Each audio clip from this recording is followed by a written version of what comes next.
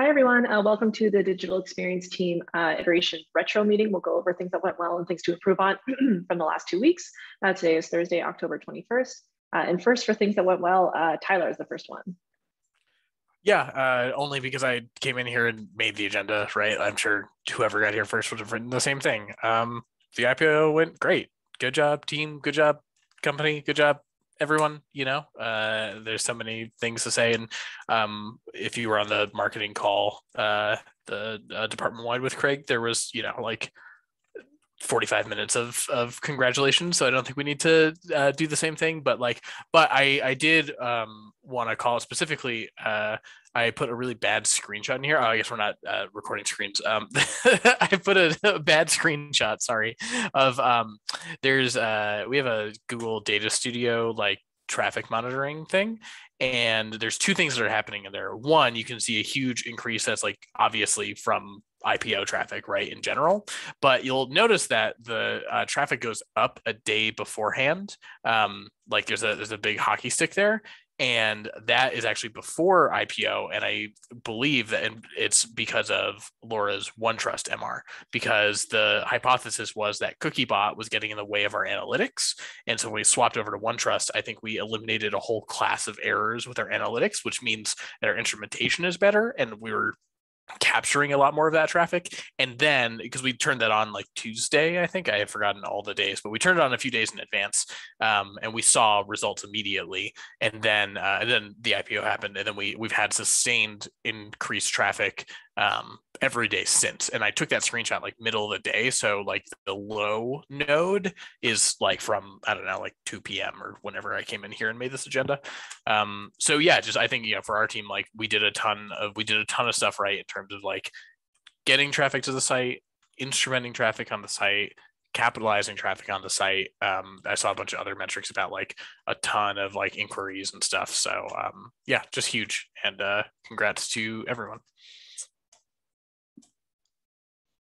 I snuck in a last minute one there. I think every time that any of us takes a week off, we come back and say thanks everyone for covering the week off. But seriously, I took IPO week off by accident, and I kind of offered to be at my desk because it's just reading week. I didn't really have plans.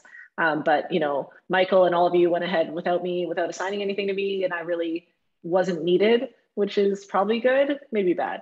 But thank you all so much. And Tyler, thank you for handling the release of the OneTrust. That could have been really bad. And then that would have just been your fire now.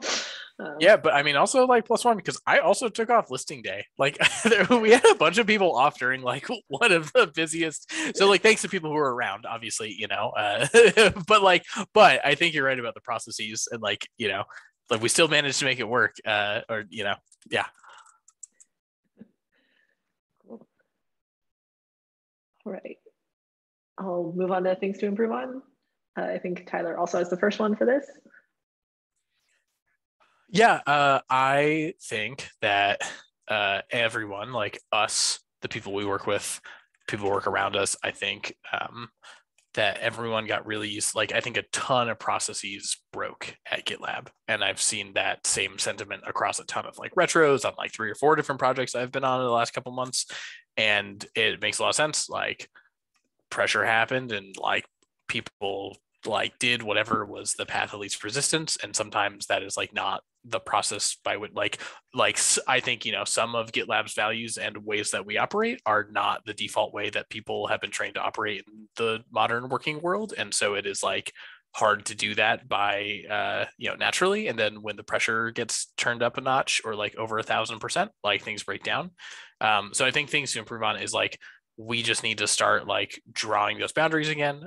I am still, we're not even a week out, or I guess we're exactly a week out from everything. So ton of understanding for folks, and there's all the cascading backup work of oh, we didn't do this because we're doing all these other things. So now everything else has more pressure built up. But I think that we should be really on our game about async first, get it in an issue, don't take work. I saw Barker has a note here of async first always, work from issues, merge request agendas, do not work from Slack, do not work from DMs in Slack.